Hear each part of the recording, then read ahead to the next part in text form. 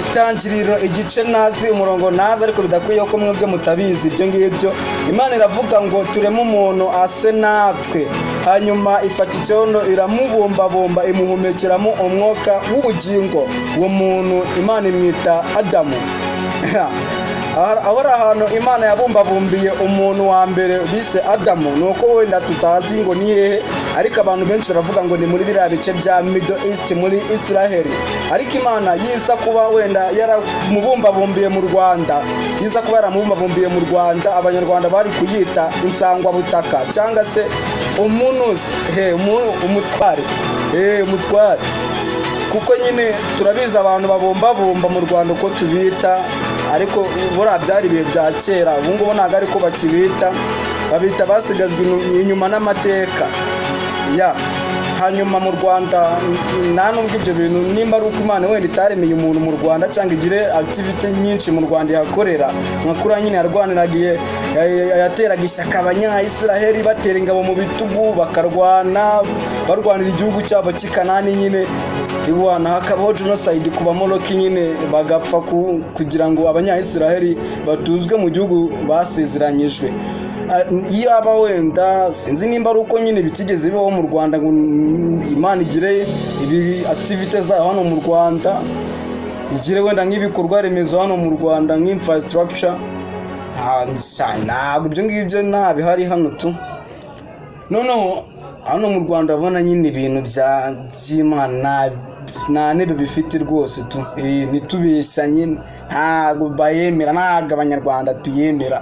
Kuko nujya kumva wenda Radio Rwanda, RBA, radio na televiziyo by'igihugu cy'u Rwanda, iyo bagiye kuvuga ngo ikintu cya mbere ni amakuru, ikintu cya mbere ni amakuru, ntabwo bavuga ngo ikintu cya mbere ni Imana, baravuga ngo ikintu cya mbere ni amakuru. Urumva ibintu byinshi nyine, imihanda twagezeho, u Rwanda rw'imisozi igihumbi, u Rwanda rwa Gihanga, ntabwo bavuga ngo ni u Rwanda rw'Imana cyangwa se ngiki, ni u Rwanda rwa Gihanga ngo mijana.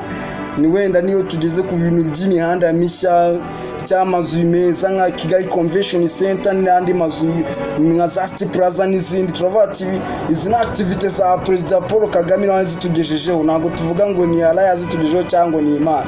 Ibi ntabihari Imana, ntabihari, ntitujye tubwizanya ukuri, nubwo kuri kuryana mu matwi, ariko nta Imana ihari mu Rwanda. Turabona n'ibintu by'amadini, urabona kuntu nyine amateka yabyo turamateka. Rega nta mbuto mwatwereye, niyo mpamvu tuba tumeze gutya. Nta mbuto mwatwereye.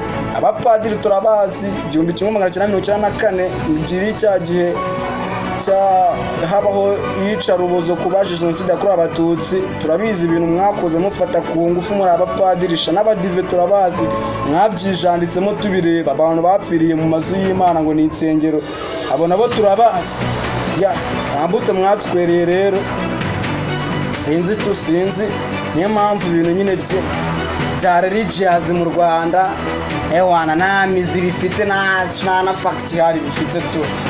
Tujye twemera nta Mana ihari, ibyo bintu mubyihorere, nta Mana ihari, nta Mana ihari mu Rwanda tu. Dufite Muzehe His Excellency Paul Kagame n'itsinda rye na rumikwa rya RPF Inkotanyi, niryo ryatabaye abanyarwanda, ntabwo ari Imana batabaye. Imana yo yari yarebereye biraba, bacura umugambi irebera ntiyagira ikikora. Ntabwo ari Imana iturinda, ni RPF RDF niturinda, abapolisi no baturinda, abadaso bakaturinda, nirondo rugeretse, hari n'abashyiraho n'abazamu, abasekirite murababona. Ibyo byose Imana yaba iturinda, ntabwo ibyo byose biba bihari. Mbese Imana nayo ifite ngo abantu bayirinda, abamarayika bafite ngo inkota ngo y'umuriro ngo bayirinze, urumva nayo ifite abamarayika bayirinze. Urumva se ntashoboye kwirinda ngo irabasha kuturinda? Imana ntayihari, tunayihari. N'abatera muri comment akabaki ibintu ntabyo tubona, wenda bakaba ufite depression, ariko mutuzanira ibimenyetso rero byemere guteza amatwi. Shyira muri comment gutyo njye niko mbyumva njyewe ubwanjye, kandi mumenye ko twahinduye, ntabwo tugikorera kuri YouTube ya Talk Stand Turn, dukorera kuri Myavu TV.